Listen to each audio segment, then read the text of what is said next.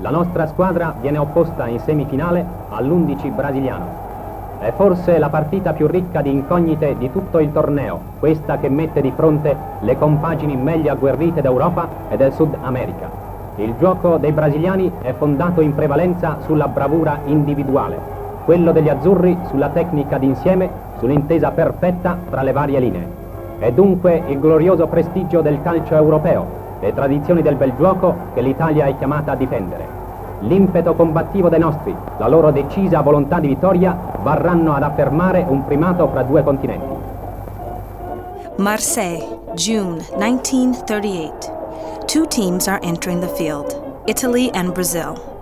The winner will reach the final match for the World Cup. But what is at stake is also the prestige of two countries. In the end, Italy will defeat Brazil and a few days later will win the World Cup. But this challenge will become a super classic of football, one of the epic matches that made history of this sport, such as the final in Mexico, 1970, when Pelé prevailed for Brazil, or the famous Spain match in 1982, won by the Italians, 11s. For these reasons, when you think about Italy and Brazil, you might imagine a football field and the applause of a packed stadium. But football is certainly not the only link between these two countries. We are driving along the BR-163. It is a two-lane road, cutting the Amazon in half from north to south. It is October 2018. In front of our eyes, a few meters away, a small portion of forest is burning.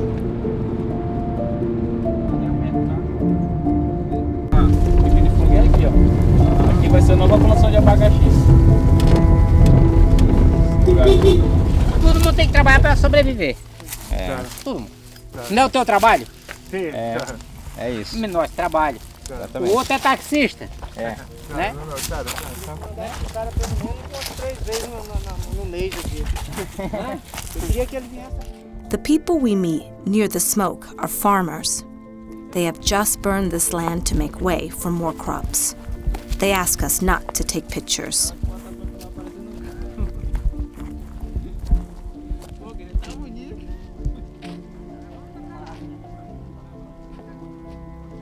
Não, assim, só porque você sabe, o meio ambiente hoje, como nós sabemos, como vocês sabem, né? Chegar aqui já é problema. Nós chegamos ali, vocês tinham saído há pouco tempo.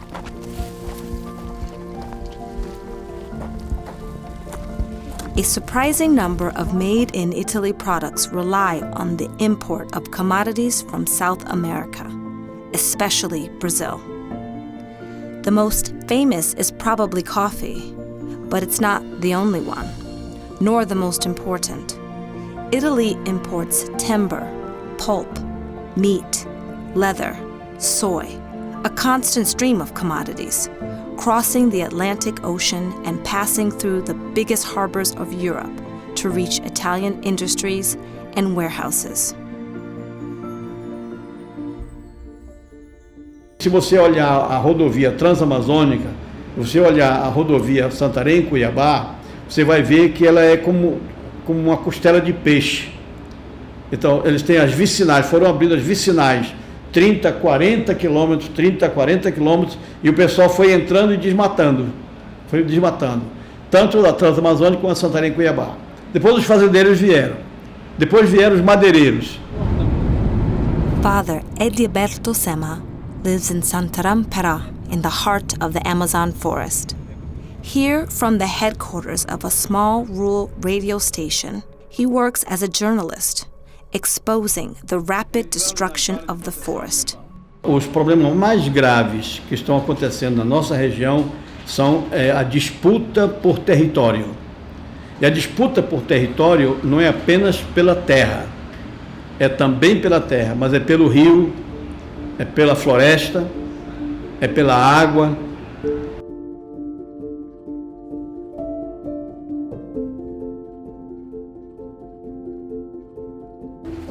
The fight of Father Edilberto is not like many others. It is a fight for the future. Brazil is actually one of the chief contributors to global warming, thanks to the destruction of places like the Amazon forest or the Cerrado, which are replaced every day by pastures and crops. Forests store carbon, so then that means obviously if forests are destroyed, carbon is released into the air. Agriculture is still the main driver of deforestation, meaning that still forests are being cut in order to create new agricultural areas. And this type of conversion accounts for about 80% of all deforestation in the world.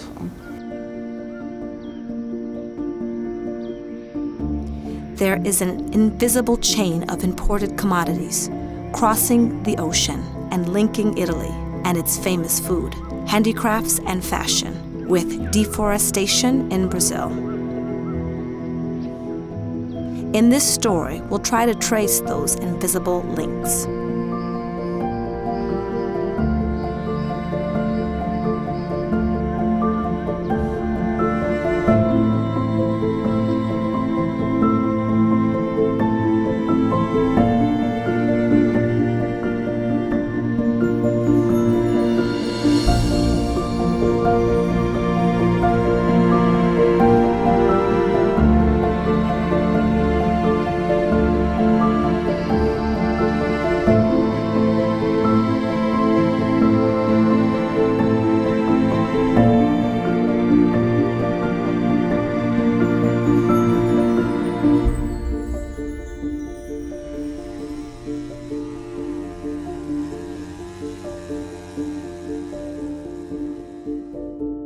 There are different theories about the origin of the word Brazil. One of the most reliable is that the word has its origins in Italy. Brasili was the name given by the Venetian merchants to the precious wood of Pernambuco. That wood, immediately after the travels of Amerigo Vespucci in the New World, began to be imported from Brazil. It was an age of slavery, exploitation, colonization. Centuries later, Italy is still among the main importers of Brazilian timber, used to produce furniture, flooring most regularly, or construction. It often comes at the cost of deforestation. It is the fruit of chainsaws which make their way into the virgin forest. Ci troviamo a dover lavorare con paesi che hanno una certa instabilità sotto tanti punti di vista. Però se io devo fare un ragionamento e dire ho l'effettiva garanzia al 100% che quel materiale che io sto comprando corrisponda al documento che mi presenta, se c'è qualcuno in Europa che dice sì ho la garanzia al 100%, io penso che stia raccontando un po' una storia, insomma. Let's take a step backward some years. We are in Milan. It is 2015. The city is hosting a universal expo called Feeding the Planet. It is a great occasion to think about the sustainability of our food production. The pavilions are outstanding. There are attractions, street food, specialties from all over the world. The most successful pavilion is the Brazilian one. It is completely built of wood, with an incredible flooring made of ropes.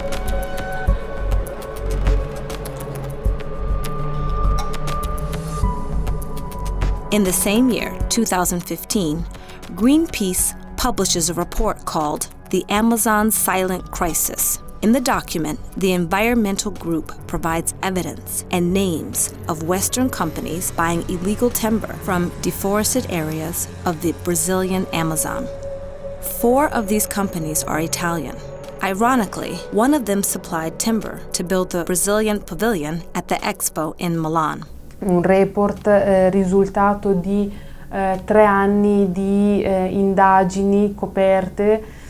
Abbiamo fatto dei nomi, non abbiamo voluto creare grandi scandali perché si tratta comunque, come dicevo, di piccole aziende a conduzione familiare. After the publication of the report, the same company threatened to sue Greenpeace, fearing the consequences of this public accusation. For the same reason, the company refused to meet us. But that was not an isolated case. The import of illegal timber is a phenomenon that potentially involves thousands of similar firms in Italy. Il Brasile ospita il 65% della foresta amazzonica durante la COP di Parigi si sono impegnati a azzerare la deforestazione illegale entro il 2030, ma è nostra opinione anche di altre organizzazioni ambientaliste che con questo tasso di deforestazione, se dovessimo aspettare fino al 2030, l'Amazzonia sarebbe gravemente ridotta e sarebbe in grave pericolo. L'Amazzonia e tutti i suoi abitanti, umani e non.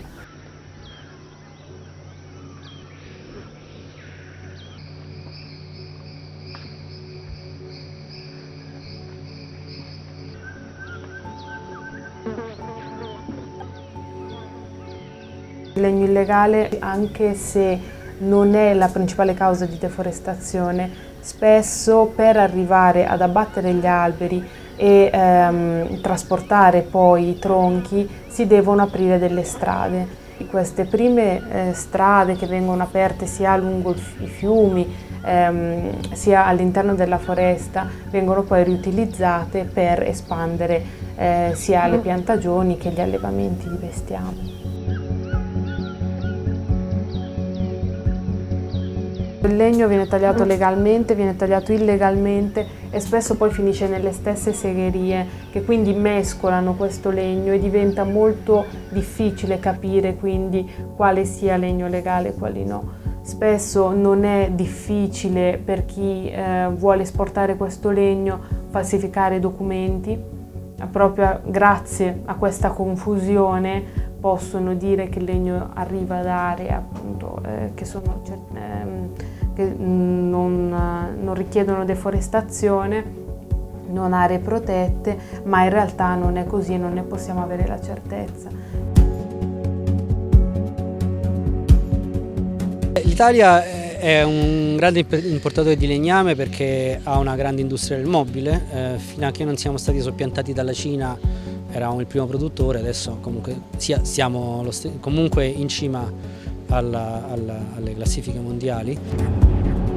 Allora, l'Italia è uno dei che non ci vedrai, è uno dei più grandi importatori a livello mondiale, terza a livello di valore del legno importato, 10 miliardi di euro di importazioni, e quarta a livello di quantità, 21 milioni di tonnellate di legno, importando principalmente da Brasile, Cina, Stati Uniti, Russia, Bosnia e Erzegovina. There are family-run businesses importing timber from all over the world. For such companies, it is very difficult to ensure that the wood they buy has not been illegally logged. Even more difficult when traders selling the wood are working in different parts of the world, including high-risk countries like Brazil. And still more difficult when these traders are only the last ring of a long chain of sales and purchases. Chiaramente più è complessa la catena con la quale ho a che fare, più potenzialmente è alto il rischio, ma faccio notare che non è di per sé il numero di soggetti che aumenta il rischio, ma il non riuscirli a tracciare che aumenta il rischio, quello sì. Conlegno is a monitoring organization created in response to the European Timber Regulation. It aims to help companies to identify and avoid timber coming from deforested areas. But this system has many flaws. In Italy, around 20,000 companies import timber directly or through intermediary suppliers. Among them, only 300 use the Legno OK program provided by Conlegno. Moreover, these 300 companies only receive advice about their choices. They are not enforced to refuse timber coming from high-risk areas. The final choice to import that timber is dependent on the companies and their goodwill. Noi ti diamo un metodo che tu puoi applicare indipendentemente da dove tu compri. Chiaramente però, come dicevo, essendo la responsabilità dell'azienda, la scelta finale è sempre dell'azienda.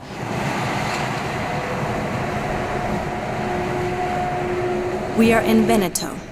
This is the homeland of Italian-made furniture. We meet the CEO of one of the 4 companies mentioned by Greenpeace in the 2015 report about import of illegal timber from the Amazon. The businessman agrees to talk with us if anonymity is guaranteed. Non sono diventato un miliardario facendo legno e ho cercato nella mia anche innocenza di fare sempre le cose nel modo corretto.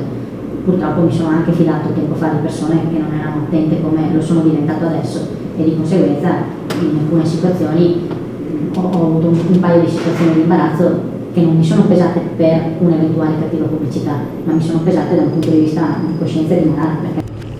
The businessman reveals why the European timber regulation fails to enforce companies to avoid high-risk timber. The market.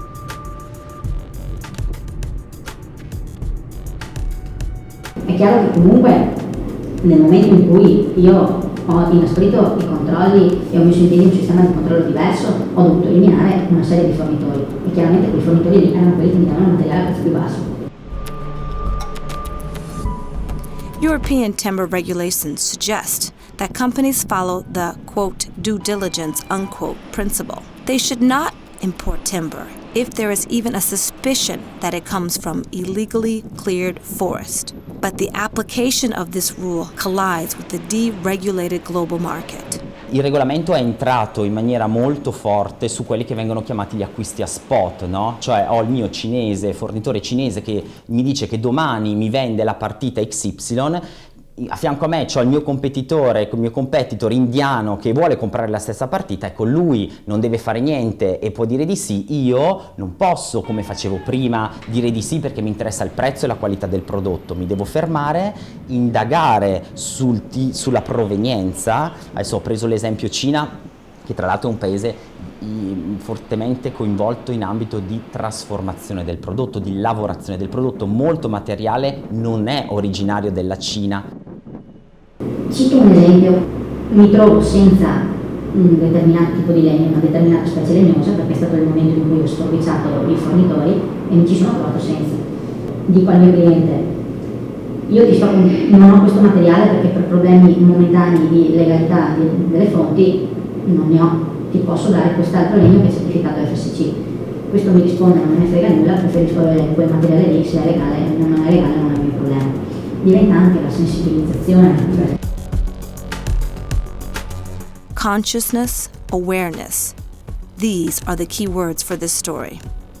The issue of illegal timber is not only related to prices and competition, it is also a cultural matter concerning all of us, the consumers and final buyers.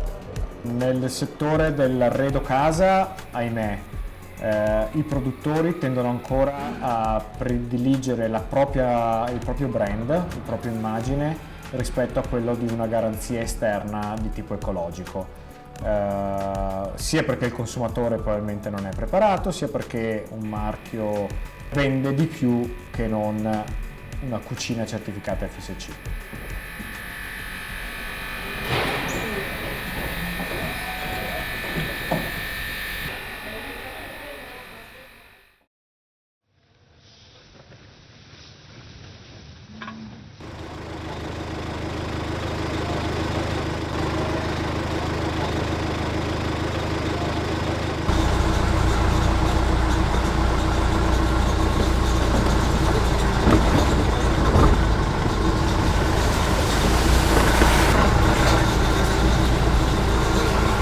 We are again in Pará, in the Amazon forest.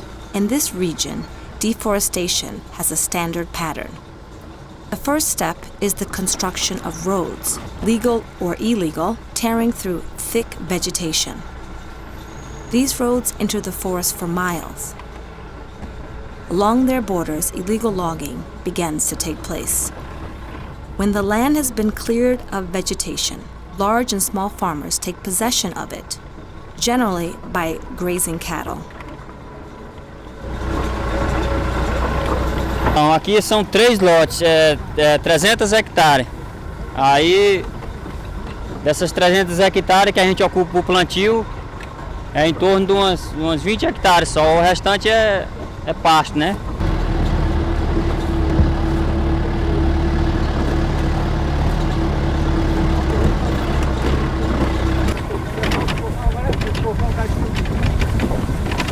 The main way to take the ownership of those lands are deforesting and put something on it. So you take a piece of land inside a protected area and basically you put some cattle ranching, plenty pasture.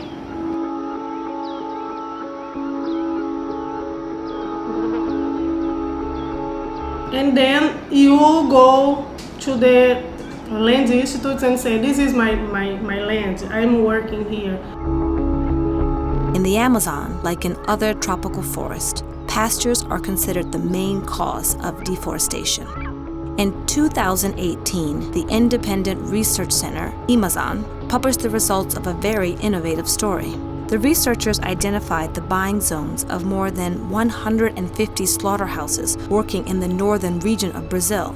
We mapped the 158 slaughterhouses in the Amazon, and they are able, many of them are able to sell nationally and internationally. And they buy animals in at least 80% of recent deforested areas, and only 50% of them signed the agreements. The so-called agreements are programs against deforestation that some slaughterhouses voluntarily sign with environmental organizations or with public offices. These green points are slaughterhouses that signed the agreements. The red ones are those that did not sign. Even if the slaughterhouse follows some agreement with the Federal Prosecutor Office or Greenpeace, for example, those agreements only reach the direct supplier, which are the last person who raised the animal. So between the animal is born until the time to slaughter, there are at least 2 more farms before. So, and nobody is tracking it unless.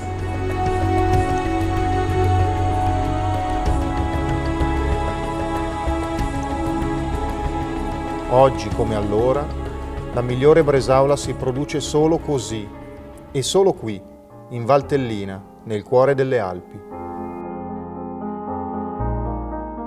In Rigamonti, da oltre 100 anni produciamo la vera bresaola della Valtellina. La certificazione IGP è a garanzia di un prodotto di altissima qualità, realizzato secondo gli antichi rituali e aggiornato con cura alle esigenze moderne. Nei nostri stabilimenti riceviamo i migliori tagli di coscia bovina, selezionati esclusivamente da fornitori di fiducia. Una scelta di qualità che ha valso solo a Rigamonti nel mondo la certificazione per gli allevamenti al pascolo.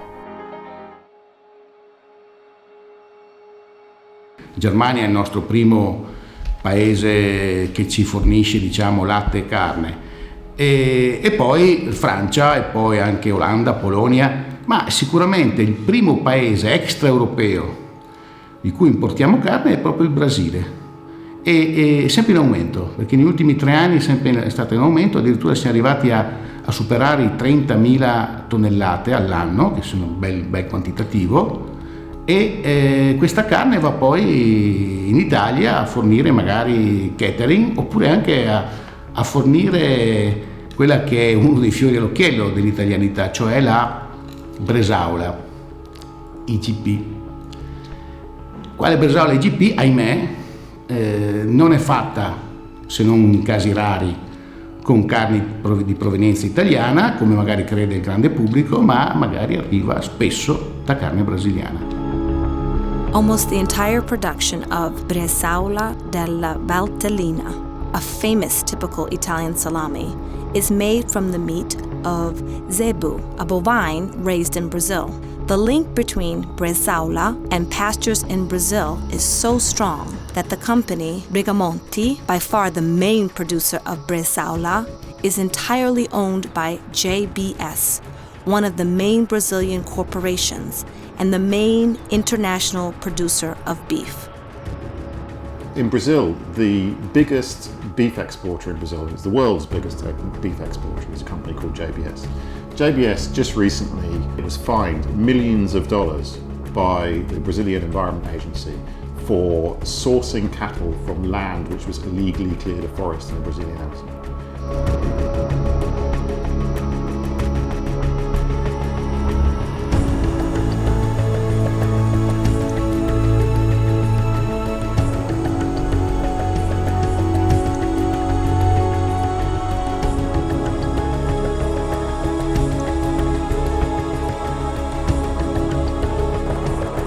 Only JBS needed 45 million hectares of pasture to be produced, and it was about 75% of all pasture in the Brazilian Amazon.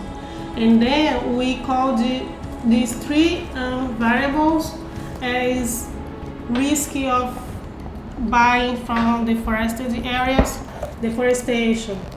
JBS bought from an area with more than 60% of total deforested areas.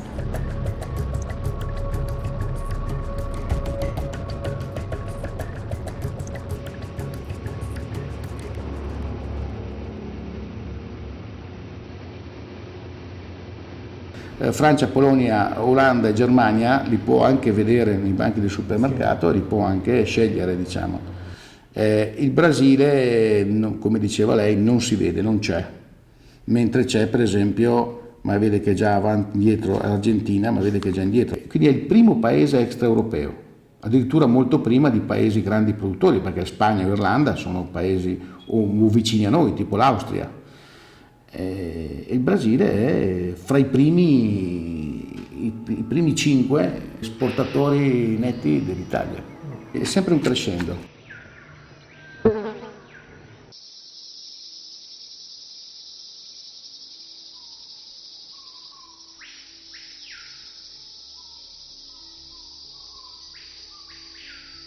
So South America is known as the place that can save us from climate change with the forests. But what's happening to the forests? They're being cut down to graze cattle so that beef can be sent to the United States and Europe. So Costa Rica, for example, has lost the vast majority of their forests. I think something like 80%. 60% of that was to graze cattle. And the same in Brazil. What we know is that we will have to feed a larger population in 2015. They're talking about 9 to 10 billion. And on the other hand, also the food consumption patterns are changing. There is much more consumption of meat now than there used to be as countries become wealthier, and that of course has potential impacts on forests, because in many countries forests have been converted to pastures for livestock production.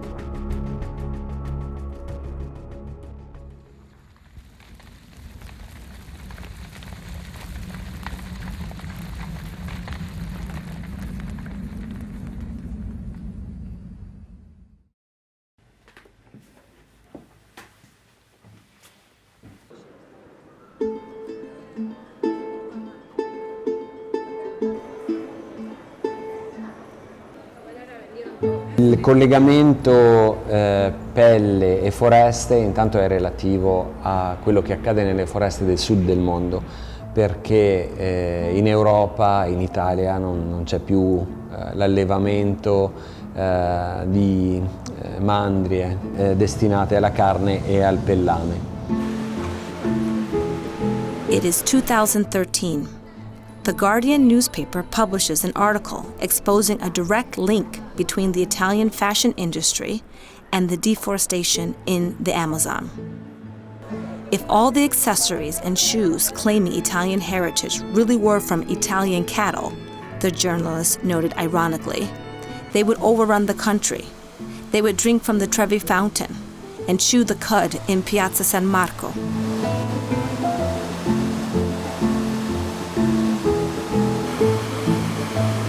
a vedere l'incremento della deforestazione in molte parti del mondo e sapendo che c'è una diretta correlazione tra numero di capi e ettari deforestati, secondo delle regole, il sospetto è che il meccanismo dell'incremento della deforestazione sia dovuto al fatto che è aumentato il consumo globale di pelletteria, ma non tanto come la pelletteria, come consumi globali, come vestiti, come attività che probabilmente dal 1960 in poi vedono la nostra società più focalizzata sul compra, usa e getta, più che sulla vecchia tradizione che era tipica, no, della civiltà rurale italiana ma europea, dove qualsiasi oggetto veniva più volte riusato, riciclato e mai gettato, no? Quindi credo che avere una società che abbia focalizzato più sull'esteriorità più che sul valore intrinseco dell'oggetto abbia inciso molto, no?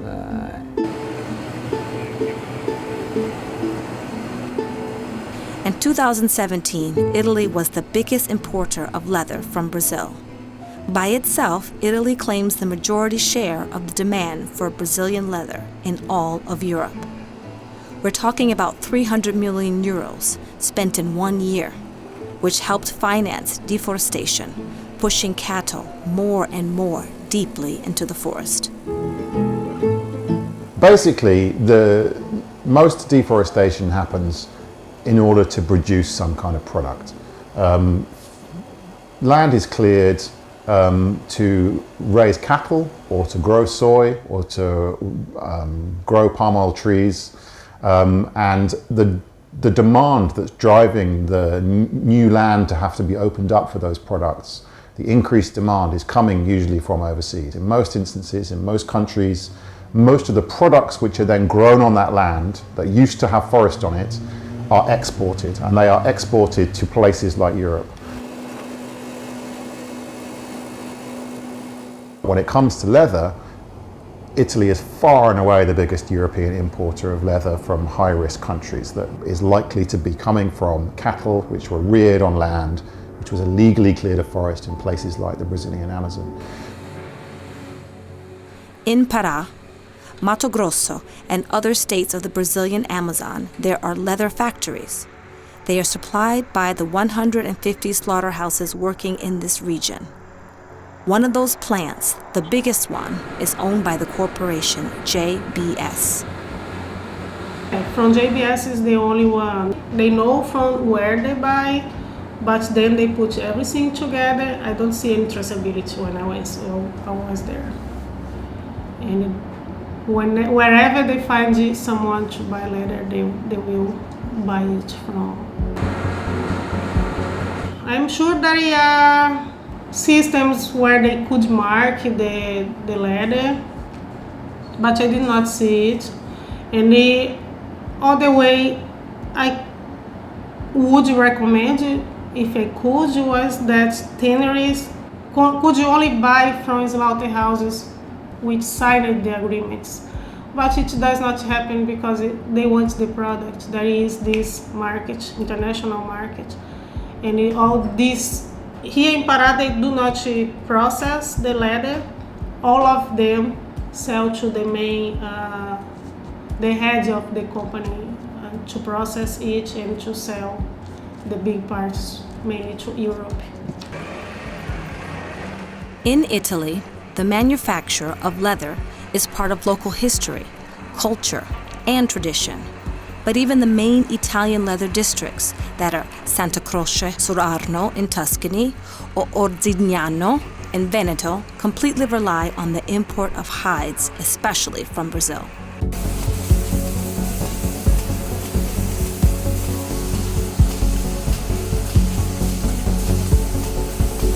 We estimate that of Italy's overall 1 billion euros worth of imports of products from illegally cleared land, about a fifth of that, $200 million worth, is leather products coming from cattle reared on illegally cleared land.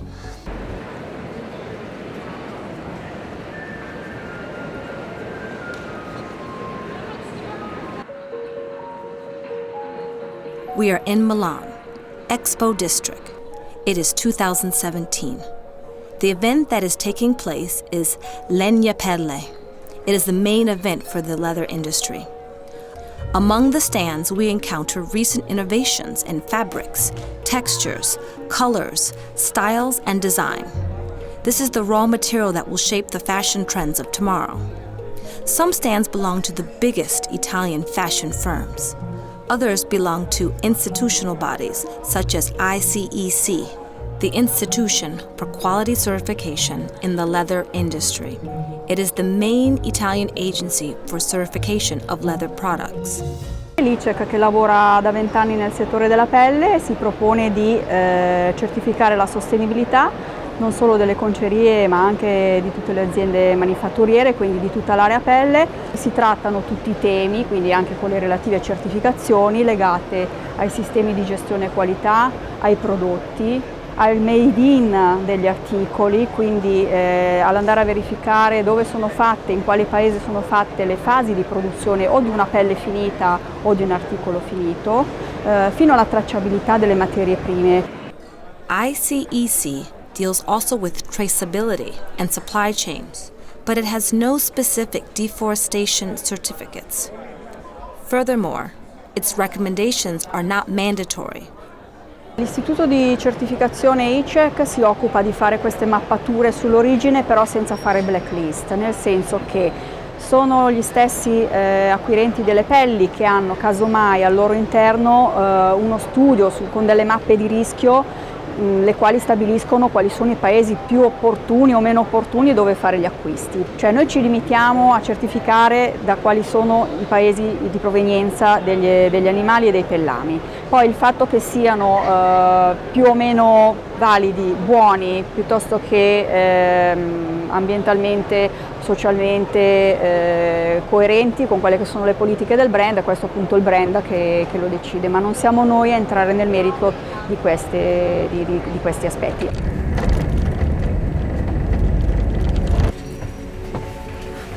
A few days later, we are in Oxford, England.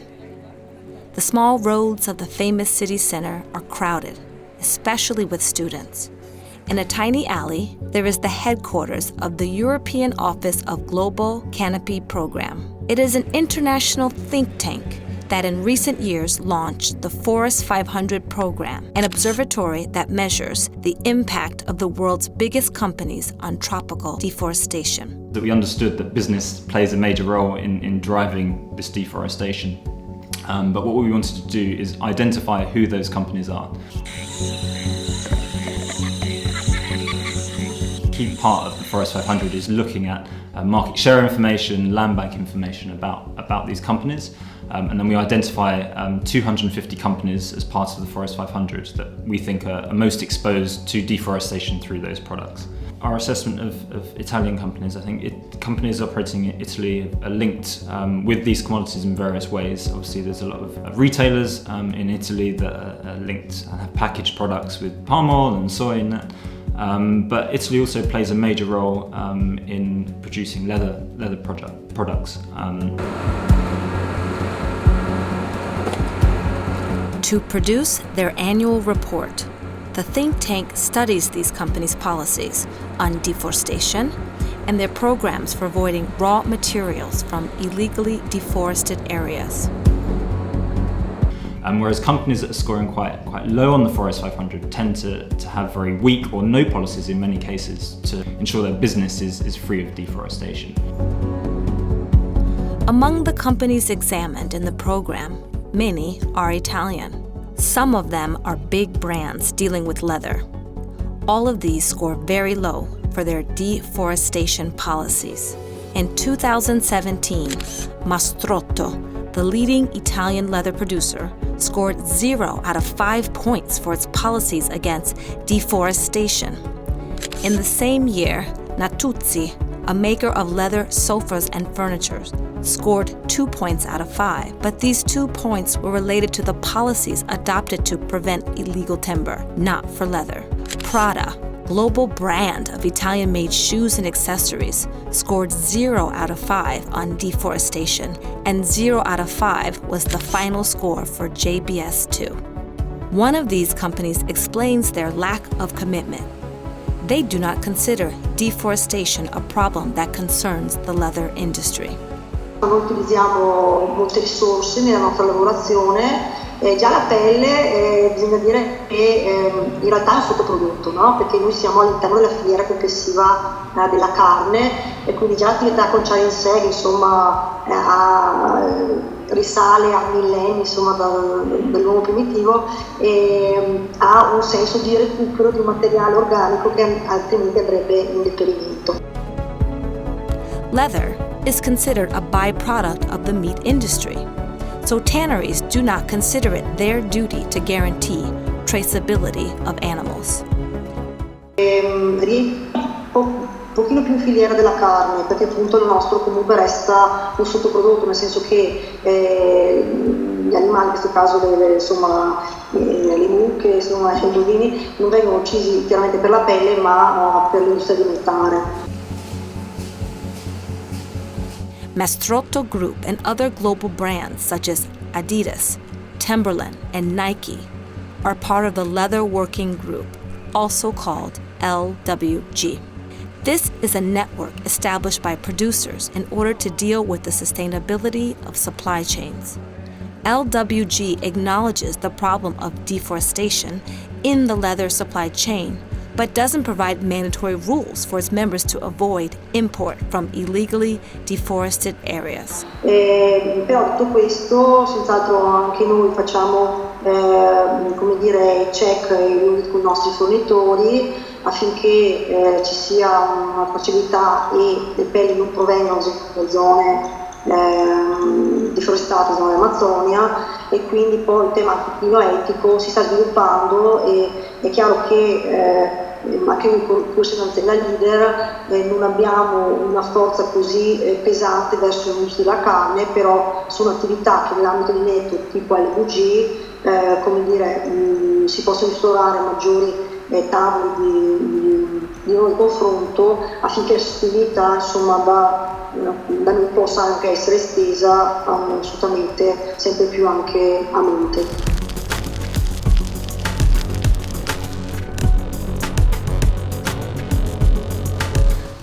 One recent example, Paraguay, one of the lesser known stories in the world of deforestation. These are Chaco forests. They're slightly different to the Brazilian Amazon, but they don't receive the same kind of attention.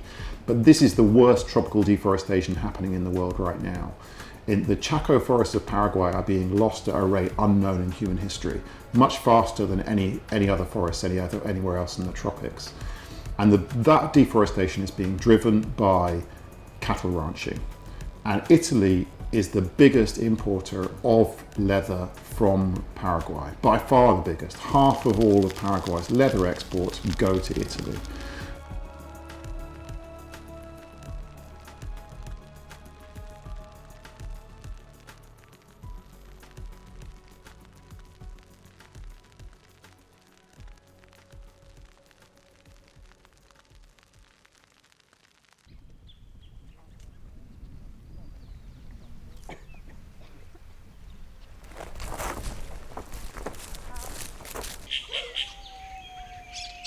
Este aqui era um rio.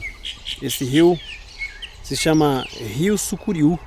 Sucuriú é o nome de uma cobra grande aqui. Era um rio bastante caudaloso, muita água. Então, como pode uma geração ver um rio morrendo? Como é que a gente vai admitir que uma geração, a minha geração, banhou nesse rio e essa mesma geração está vendo ele morrer? Imagine que essa comunidade aqui nas proximidades aqui ficou sem água e eles passaram tempo para sobreviver do fornecimento de carro-pipa. É muito dramático. Parte da comunidade perdeu sua economia por total. A outra parte foi embora, somem daqui, vão para as grandes cidades, ocupar as periferias das grandes cidades. E então você vai criando os favelaços do Brasil. It is October 2018. We are in western Bahia in the Brazilian Cerrado. Cerrado is a huge savanna the biggest of South America. It lays at the southern border of the Amazon. You just have to hear the sounds coming from its vegetation to understand why this place is a natural treasure. Cerrado is considered a priceless reservoir of biodiversity, where around 5% of all of the known species in the world live. But one of its natural advantages is also the cause of its ruin. Most of Cerrado is made of plateaus, perfect for settling plantations. In this region, starting in the 1990s, soy production increased exponentially until Brazil became the main producer globally in 2019.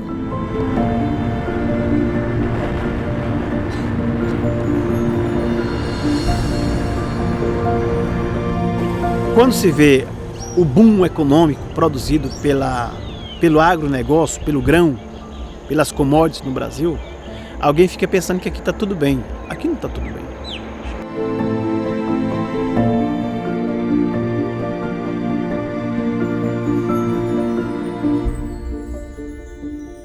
É uma área de expansão, vai continuar sendo uma área de expansão. A produtividade ali no ano passado foi bastante alta, né? Choveu na quantidade correta, foi até uma surpresa para nós, uma produtividade muito boa. Provavelmente é uma área que deve, a partir de 10 anos aí, deve ter um aumento muito grande.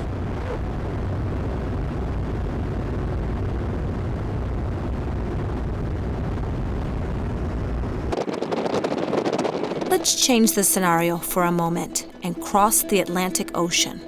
We're in northern Italy in the fertile Po Valley. This is also known as the Italian Food Valley, where most of the internationally recognized Italian food specialties are produced. That's why, in this region, there is the maximum density of hogs and cattle in the entire country. In the small region of Reggio Emilia alone, for example, 150,000 cows and 280,000 hogs. But we can cross the region in any direction without ever getting a glimpse of one of those animals. There is simply no trace of them. La pianura padana è la terra degli animali invisibili, cioè quindi questi animali sono in pianura padana e non li vediamo. E dove sono gli animali? Sono nei capannoni intensivi.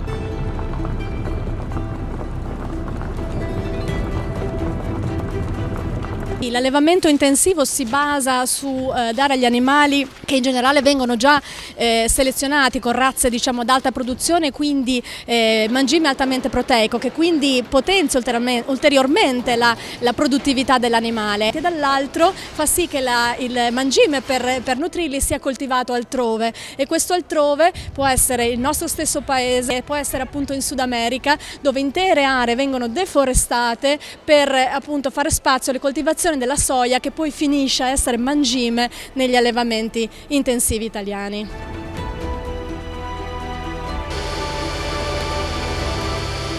Farina di mais, soia, cioè sorreggere una bovina che ti fa 60-70 kg di latte al giorno non è una cosa semplicissima, cioè tu da un punto di vista alimentare la devi coprire per bene, perché sennò lei non smette da darti il latte, ma man mano col tempo si deprime, finisce, muore. Cioè, prima di abbassare la produzione del latte diventa carente proprio dei valori nutritivi e va a finire. La soia che cos'è? La soia fondamentalmente è fondamentale in quanto è uno dei pilastri del Made in Italy. Il 10% della soia nazionale circa indicativamente va a consumo umano, ma in realtà c'è un'altra parte, che è il restante 90% della soia, il consumo di soia, che va al settore dell'alimentazione zootecnica. L'animale oggi, quando ha bisogno di proteine e di energia, l'energia banalmente è il cereale, diciamo così, la proteina è la soia. Questi sono i due componenti dell'alimentazione, poi ci sono vitamine, altre questioni integratorie, però un animale, che sia un suino, che sia una vacca, che sia un coniglio, per alimentarsi, per nutrirsi ha bisogno di questi due componenti. E quindi sostanzialmente quando noi parliamo di zootecnia stiamo parlando di latte, di formaggi, di carne, di prosciutti, di seccati, stiamo parlando di una fetta molto grossa del Made in Italy.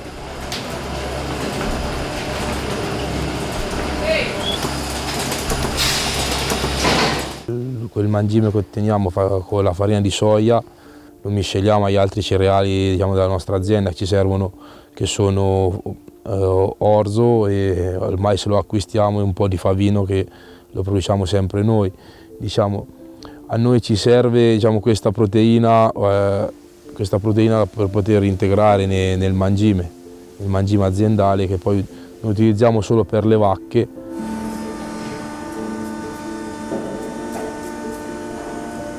Purtroppo tutte le produzioni dell'eccellenza del Made in Italy, quelle per cui siamo famose all'estero, sono assolutamente implicate in questo sistema di produzione, dipendono da questo sistema di produzione. All the famous Italian food specialties rely on industrial farming. These include the most well-known Italian cheeses, such as Parmigiano Reggiano and Grana Padano, or salami such as Prosciutto di Parma. That means that all Italian food production depends entirely on the feed industry, which in turn relies on the import of soy from overseas. Lei ha visto quanto noi dipendiamo dall'import di materie prime, per più del 52%. Quindi è inevitabile che guardiamo con molta attenzione a possibili volatilità in quel settore.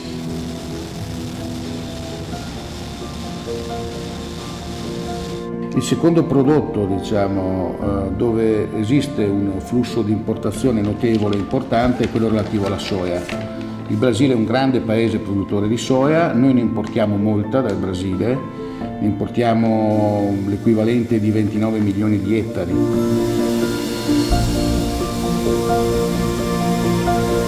Questa soia che non è OGM free e questa soia poi, diciamo, viene utilizzata soprattutto nei mangimi e nelle produzioni, diciamo, per l'alimentazione degli animali normalmente.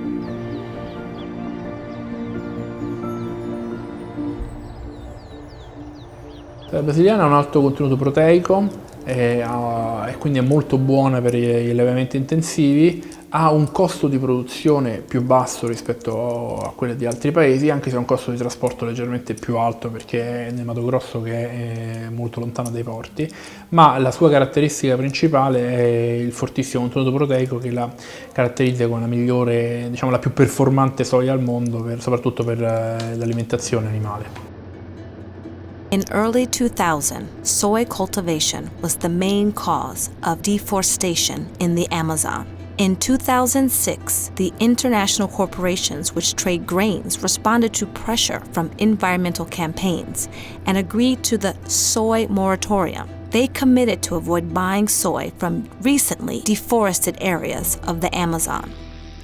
After the moratorium, however, the soy fields still spread to Cerrado, which has by now lost around 46% of its original vegetation. But in the Amazon too, the forest continues to disappear and the soy crops increase.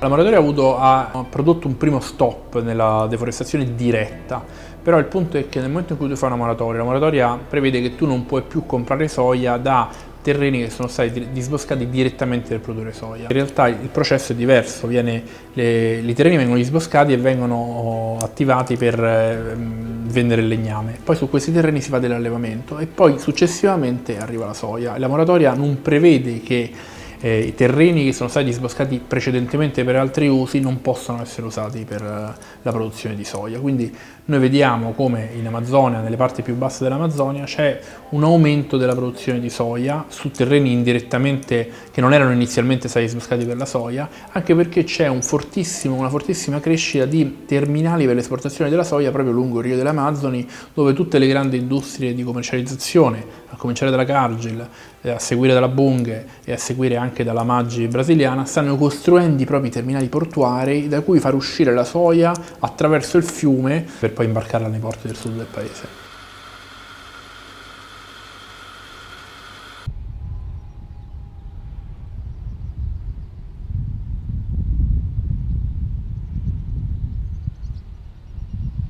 We're in Wetschau, a municipality of 9,000 people in Germany, a few miles from the border with Poland.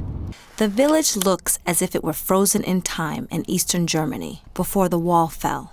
It was in that period, in the 1970s, that the enormous hog farms, still operating a few miles out of the village, was built.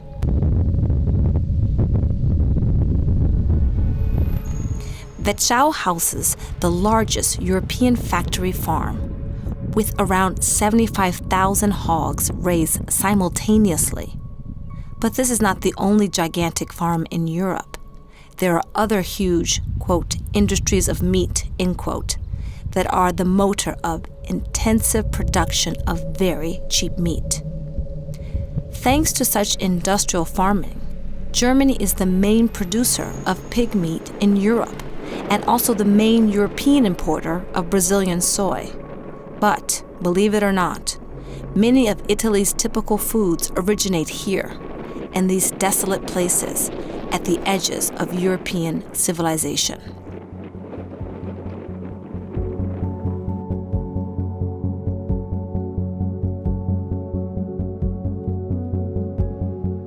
Allora, ciao, io sono Simona e insieme alla mia famiglia siamo gli ultimi artigiani a Bologna a produrre la mortadella.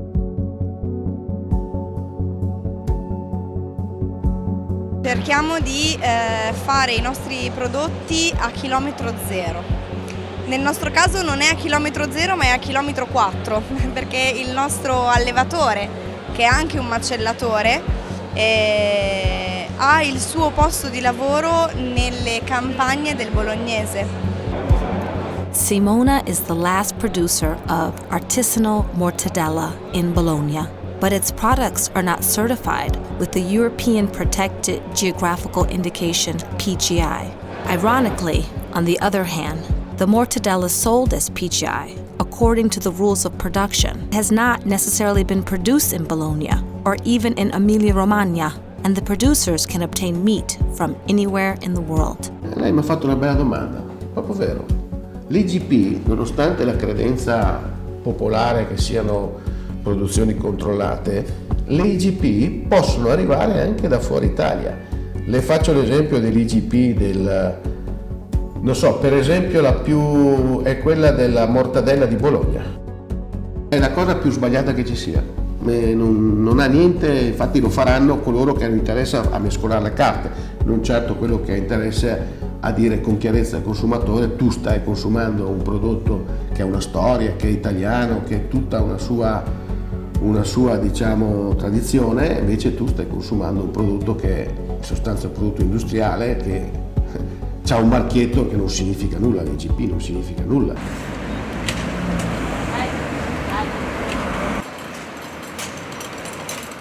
Germany is the main supplier of pig meat to Italy.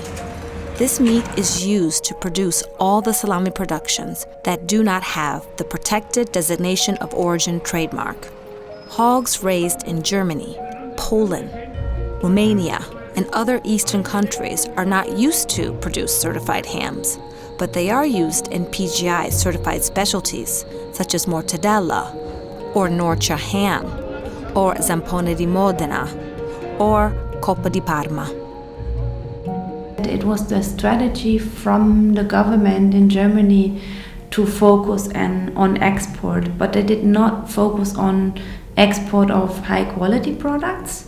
But here in Germany they focused on the export of very cheap meat, and we are facing the problems. We have the environmental problems here.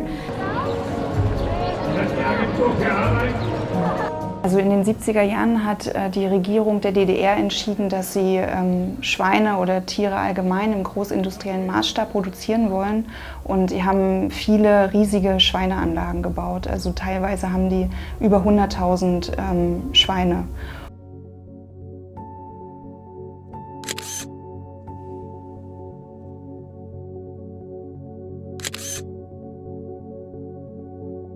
Für die Umwelt sind diese riesigen Anlagen mit über 60.000 Schweinen, wie wir sie eben in Ostdeutschland finden, sind ein riesiges Problem. Also denken wir da nur mal an die Gülle, die anfällt, die eben das Grundwasser mit Nitrat belastet. Denken wir an die riesigen Futtermittel, die aus Südamerika zum Beispiel herangekarrt werden. All das sind natürlich Folgeerscheinungen von der industriellen Tierproduktion, unter denen unsere Umwelt leidet. Gebaut wurde die, Dirk, das war 1970 etwa, nicht so 1970, ja. In der DDR-Zeit, noch in der DDR-Zeit und ja, aber die Kapazität war ja am Anfang nicht gleich so groß, die war ja wesentlich gleich, ich glaube, ich wollte gerade sagen 20.000 oder 25.000. Dann hat man das nicht so mitbekommen, aber natürlich im Laufe der Jahre wurde die dann vergrößert und das hat man natürlich dann mit dieser Gülle und mit diesem Geruch dann. In Vetschau steht die größte Schweinezucht- und Mastanlage von Brandenburg. Da sind über 60.000 Schweine drin. Und Animal Rights Watch hat 2014 Material aus der Anlage veröffentlicht und das Material zeigt, dass Sauen in zu engen Kastenständen gehalten werden, dass die Tiere keinen Zugang zu frischem Trinkwasser haben, dass die Mastbuchten zu klein sind. Trotzdem wurde sogar noch eine Erweiterung der Anlage genehmigt. Also die Anlage soll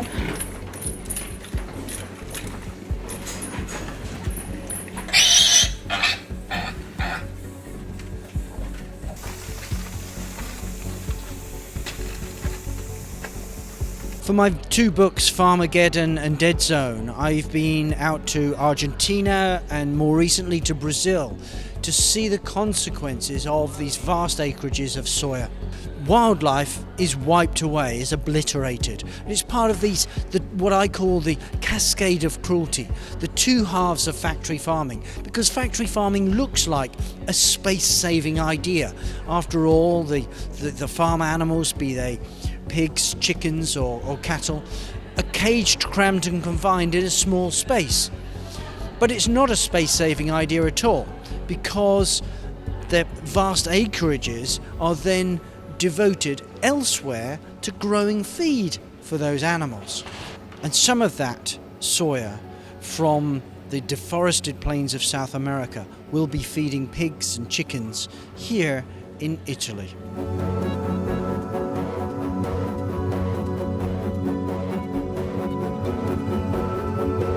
There is this false idea that we're going to need more meat to feed people.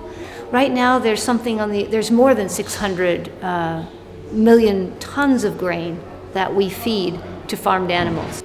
Meanwhile, there's about 900 million people who don't have enough to eat, who are suffering from chronic hunger.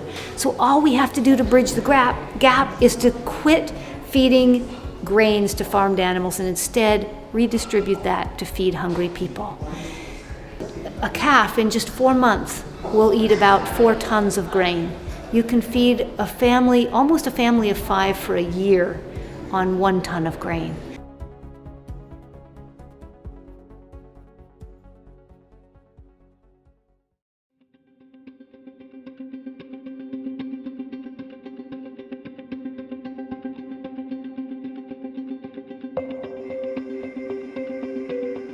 In this story, we have focused on Brazil, Cerrado, and the Amazon forest. But deforestation has no boundaries. It reaches every part of the globe. Ghana and the Ivory Coast have already lost around 90% of their forest because of the growth of cocoa plantations. Indonesia competes with Brazil as one of the main actors of global warming for its huge loss of tropical forest driven by palm oil. This list could go on. These raw materials are intended for export, and a large share goes to Europe, with a high percentage to Italy for its specialties. Of course, Italy is not the only importer of deforestation. The European Union acknowledges its responsibility in tropical deforestation and is trying to put stricter regulations in place. Italy refuses to recognize the problem. It turns a blind eye on the deforestation and on the hypocrisy. It produces presumed local specialties based on the traditions of the territory. Yet it relies entirely on raw materials imported from countries with a high risk of deforestation. And the worst thing is that the people, the consumers, the citizens are almost always unaware. On the other side of the coin, though, there is good news. From this paradox, it is possible to take a new direction. The recipe is simple. Make the concept of excellence real. That means ceasing to focus on marketing and beginning to build a system based on real sustainability, which could guarantee a future for coming generations, for our children. That means supporting local food productions, eliminating factory farming and plantations. That means changing our dietary choices, reducing our consumption of foods with high environmental footprints, especially meat.